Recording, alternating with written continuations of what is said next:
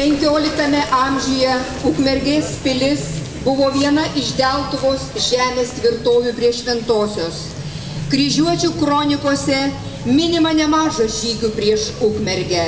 Vytautui mirus prasidėjo ilgai trukusios kovos tarp Švitrigailos ir Žygimanto Kęstutaičio šalininkų dėl Lietuvos didžiojo kunigaikščio sosto.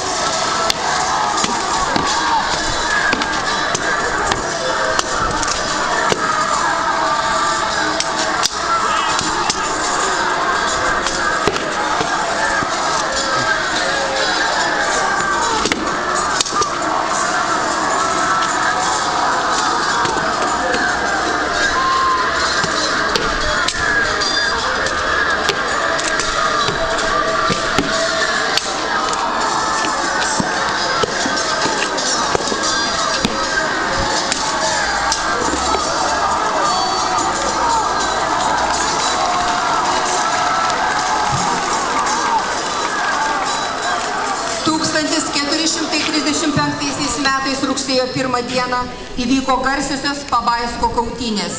Švitrigailos pajėgos ir sąjungininkai patyrė visišką pralaimėjimą. Metraštis tvirtina, kad čia žuvo apie 10 000 kalavijuočių, Livonijos ordino magistras, daugelis žymių Švitrigailos armijos karių. Šis mūšis neskumbėje, tai antrasis Žalgiris. Lietuvos didžiojo kunigaikščio Žygimanto pareigimu buvo sutriuškinti Livonijos ordino riteriai, o mūšio vieta pavadinta Pabaisku.